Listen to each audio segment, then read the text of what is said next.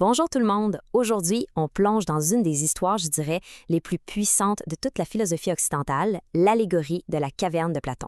C'est une histoire qui, même après 2400 ans, nous force encore à nous demander « mais c'est quoi au juste notre réalité? » Platon, qui parle ici par la bouche de Socrate, nous demande d'imaginer une scène. Il ne commence pas avec une théorie abstraite, non. Il nous invite à visualiser quelque chose. Alors allons-y, imaginons-nous en train de descendre dans cette fameuse caverne. On commence donc par le début, la situation des prisonniers.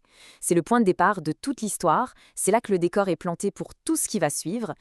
Ok, alors essayons de bien se figurer la scène. Depuis qu'ils sont tout petits, ces gens sont enchaînés, le regard fixé sur un mur. Ils ne peuvent pas tourner la tête. Derrière eux, il y a un feu. Puis, entre le feu et les prisonniers, il y a un petit muret, un peu comme une scène pour des marionnettes. Des gens passent derrière ce muret en tenant toutes sortes d'objets et la lumière du feu projette les ombres de ces objets sur le mur que les prisonniers regardent. Pour eux, ces ombres-là, ce n'est pas une illusion, c'est la réalité. C'est tout ce qu'ils n'ont jamais connu. Et là, Socrate lance la première flèche. Son ami Glaucon lui dit « c'est des bien drôles de prisonniers que tu décris là ». Et Socrate lui répond cette phrase qui est absolument centrale. « Ils sont comme nous ». Ouf! L'allégorie, ce n'est pas à propos de gens étranges dans une grotte. C'est à propos de nous. Bon, maintenant, imaginons qu'un de ces prisonniers soit libéré de ses chaînes. C'est le début du long voyage vers la connaissance. Et Platon est très clair là-dessus. Ce n'est pas une partie de plaisir. C'est une ascension et elle est pénible. Pensez-y un instant. La première chose qu'il ressent, c'est la douleur. Après une vie entière dans la pénombre, juste la lumière du feu à l'intérieur de la caverne, c'est insupportable.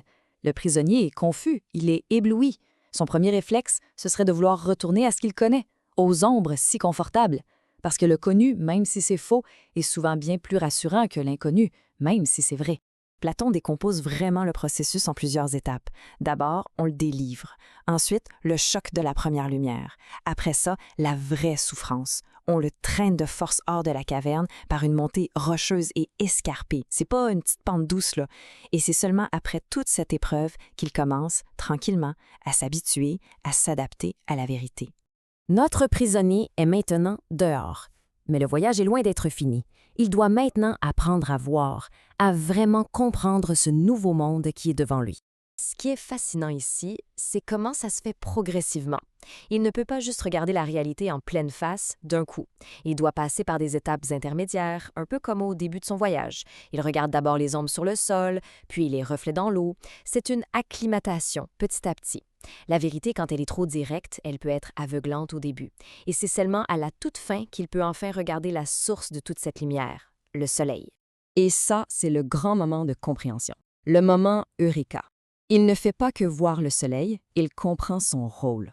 Il réalise que cette source de lumière est aussi la cause de tout ce qu'il voit, les saisons, le cycle des années, la vie elle-même. Il est passé de la simple perception à la véritable compréhension. Bon, une fois qu'il a atteint ce sommet de la connaissance, le prisonnier se souvient de ses anciens compagnons dans la caverne. Et, pris de pitié, il décide de redescendre. Mais le retour, vous vous en doutez, est tout aussi dangereux que la montée.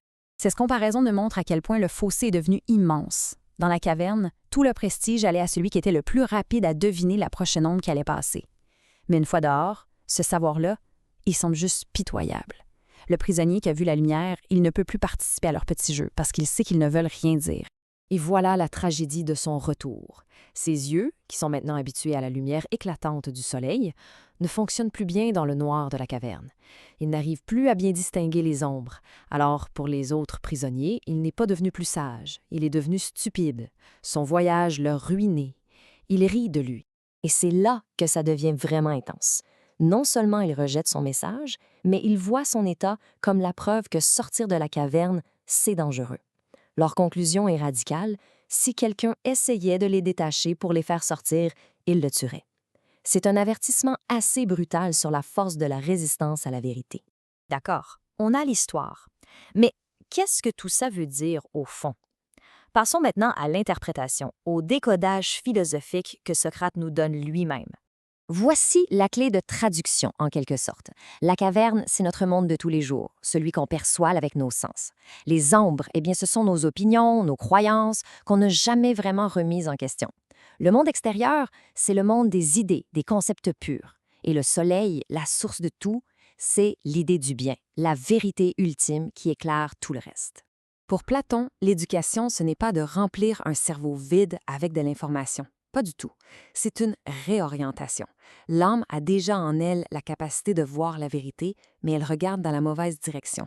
Le travail de l'éducateur, c'est d'aider l'âme à faire une conversion, à se tourner complètement vers ce qui est réel, vers la lumière. On arrive maintenant à la conclusion politique de toute cette histoire, parce que pour Platon, cette allégorie a des conséquences très concrètes sur la meilleure façon de gouverner une société. C'est la question au cœur de son grand livre La République. Après avoir entendu tout ça, qui est le plus apte à diriger les autres selon vous? La réponse de Platon est pleine de paradoxes. Évidemment, ce ne sont pas les ignorants qui n'ont aucune direction, mais ce ne sont pas non plus les sages qui voudraient juste rester en haut pour contempler la vérité toute leur vie. Non, ceux qui ont vu le bien ont une obligation, un devoir de redescendre. Ils doivent être forcés de retourner dans la caverne de la politique pour servir la communauté.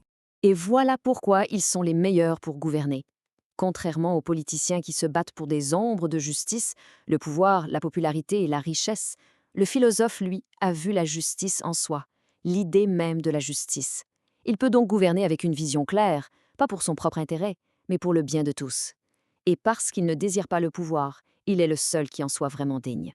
Et on termine avec la question qui nous ramène directement au début. Ils sont comme nous. L'allégorie de Platon, ce n'est pas juste une vieille histoire, c'est un miroir. Elle nous demande de regarder nos propres vies, nos propres certitudes. Quelles sont les ombres sur notre mur qu'on regarde chaque jour, convaincus qu'elles sont la seule réalité qui existe? C'est la question que Platon nous pose encore aujourd'hui.